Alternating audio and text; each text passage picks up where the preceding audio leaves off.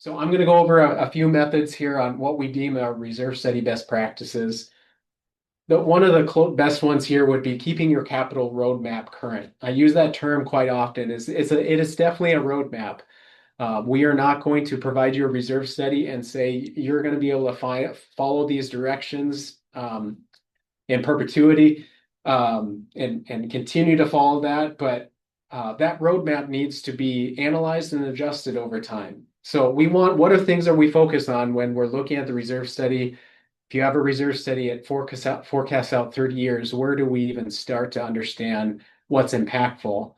There's a few things that would be project prioritization and near-term timing. So I would recommend boards are talking about the next 3 to 5 years of capital projects. What projects are coming up? What projects could be deferred or coordinated with others? Which ones cannot continue to be pushed down the road? Which ones do we need to prioritize?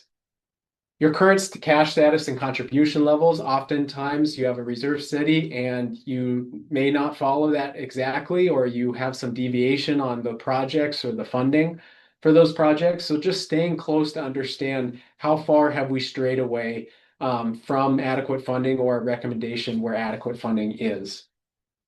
And then our recommendation is to stay with updates every 2 to 4 years. In between that, you can do what we call as non-site updates to make sure that your financial analysis is updated. But doing a reevaluation of your reserve analysis on a 2 to 4 year basis really helps you from straying too far away for where we want to be financially. Proper preventive maintenance practices. We want to make sure that we're maintaining these items and not just waiting for them to break or fall apart. So oftentimes I do see this where associations stay very close to maintaining and how their equipment and their main components are operating. And when they stay close to this, generally that means on a more economic basis where we can get the most out of our components and useful life rather than move things up in the schedule. If there are questions about how these things are being operating or how they're holding up and conducting professional condition assessments of these items is very, very invaluable, again, for you to stay informed and close to these projects.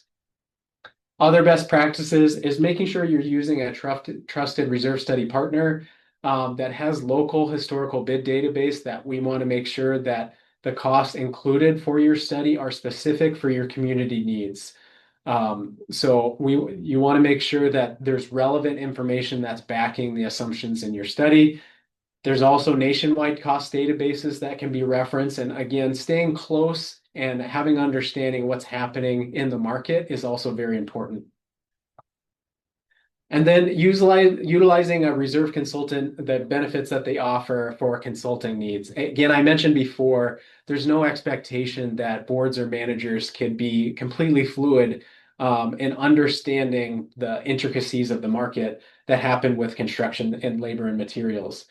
But making sure that you stay in line with your reserve study provider on what your goals are and what you'd like to accomplish is very, very important.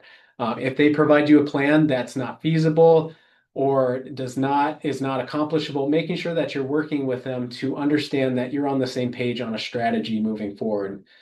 Also, making sure that you're utilizing unbiased guidance. That's another important item there, is to make sure that to understand that a reserve study provider should not have an agenda. They should not be trying to accelerate projects or increase project costs because there should be no benefit there. That there should be an unbiased nature there when we're providing the reserve study, that the board can actually use that and understand that there's no agenda behind the schedule and the forecast.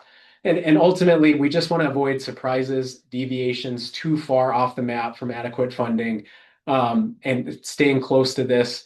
Working with your provider, oftentimes I get those questions in between reserve studies, is we had this happen. Are we in a good state, or should we update now, or should we update in a few years? Again, reaching out to your reserve study provider to make sure, is this a consequential issue or is this inconsequential in terms of how it's affecting our cash flow?